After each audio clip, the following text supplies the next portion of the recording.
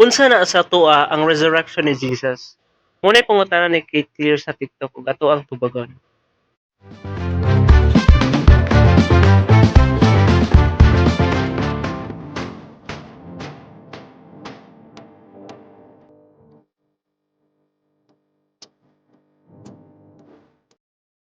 We praise God tungod kay wala nagpabilin nga patay si Jesus Christ. On the third day, He rose from the grave. Ug diri na ko gikuha ang pangalan nga Tetretehemera. Ang Tetretehemera usa ni ka Greek word nga but pasabot on the third day ug diha gikan ang Tetretehemera. On Matthew chapter 28 verse 1 up to 6, after the Sabbath, at dawn on the first day of the week, Mary Magdalene and other Mary went to look at the tomb. The angel said to the women, "Do not be afraid, for I knew that you are looking for Jesus who was crucified. He is not here. He has risen, just as he said." And napay mga other verses nga nagsulti kanato na Jesus Christ rose from the dead on the first day of the week. Ug mao na ang Sunday resurrection. Sa panahon nilang Jesus Christ, ang calendar nga ilang gamit is Julian calendar. Gi-introduce sa ilahan ni Julius Caesar during 45 BC. Ug ang 7-day week giadapt po na siya sa Roman Empire. Ug ang Roman Dies Solis or Day of the Sun was Sunday.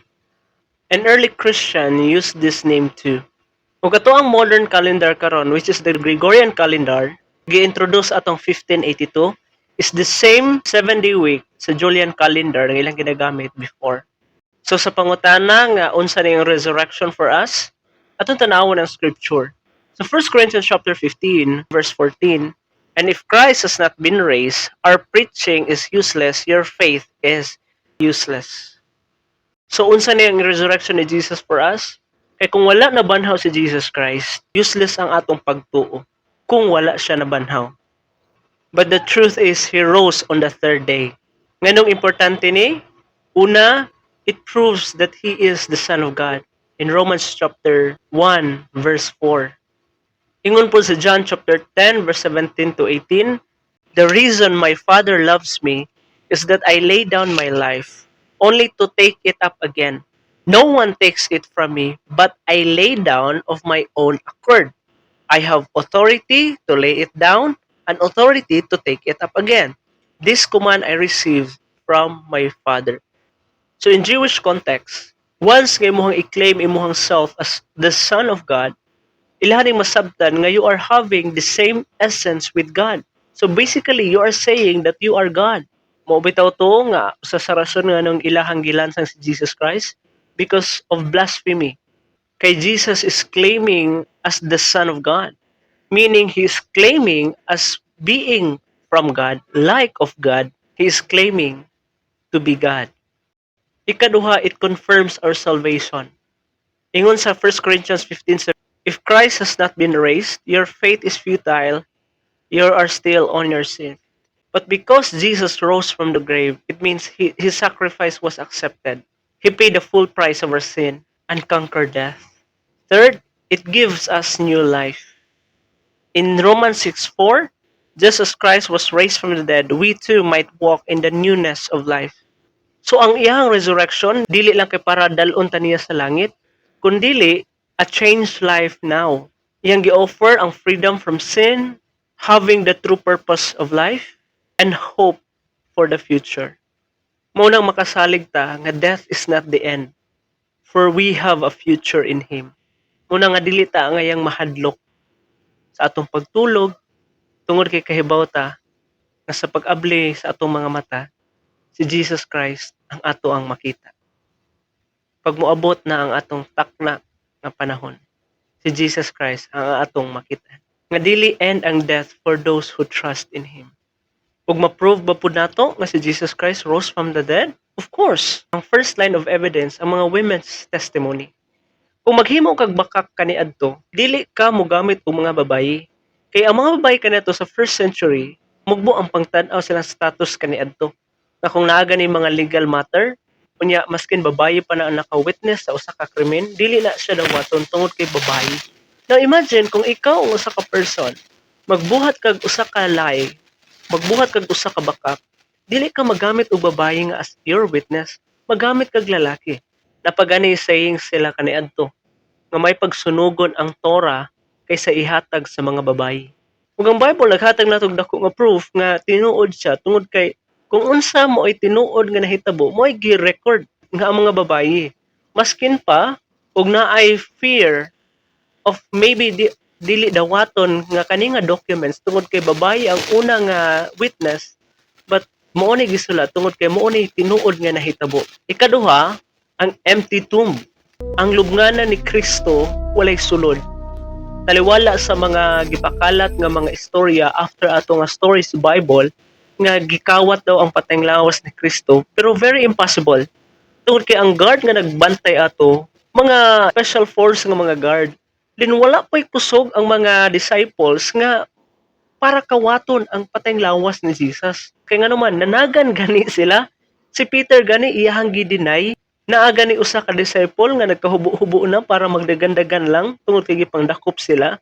Let's just say nga nagkaisog sila nga ilahang gikawat gyud ang patayng lawas ni Jesus. Sa pagkuha na nila, ibilin baka nila ang katong linen nga puto sa lawas ni Jesus or ilahang dadon. Di ba automatic dalon dito tanan na, walay ibilin nga ebidensya.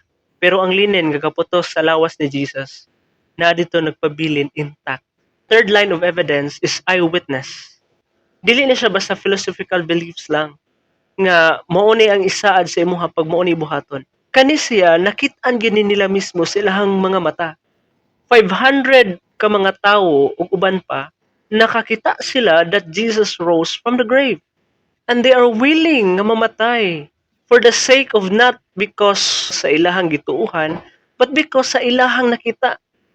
Kay kung ako, nga dili dito tinuod nga si Jesus Christ na banhaw sa mga patay, moingon ako mo'y unang moingon nga mangundang taani.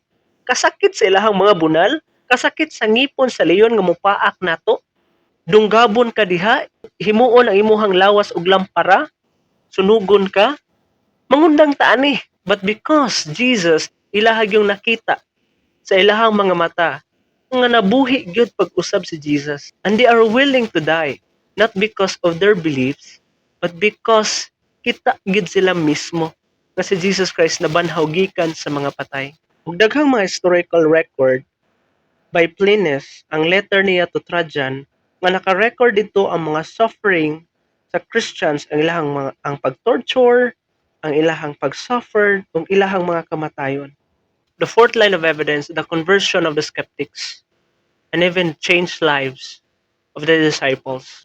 Imagine from being afraid and hiding, karon, they are boldly preaching the gospel, and even nangamatay sila because of their faith. Remember this, people don't willingly die for what they know is a lie. And even big names sa atheist kaniadto. I don't know if kaila mo nilang si C.S. Lewis, Lee Strobel, Josh McDowell, Alistair McGrath, ug si Frank Morrison. Nga mo ni mga big names sa atheist kaniadto. Pero tungod nga ilahang gistadihan ang resurrection ni Jesus Christ, ug ilahang na find out as they study the resurrection of Jesus Christ, nga it was real according to the evidence nga gi-provide sa Bible o sa historical account mismo, outside from the Bible. So the resurrection of Jesus, it means our sins can be forgiven and we can have a relationship with God. Ug we can have a new life here and now. And we have eternal hope even beyond the grave. It's not just a good news, but the best news ever. Mao na nga magkinabuhi na ta karon nga full of hope, full of joy, taliwala sa mga problema because Jesus rose from the grave. And we have this blessed assurance nga naa nato, and no matter what happens in life, we belong and secured and assured in Jesus. It's not just good news, but the best news ever.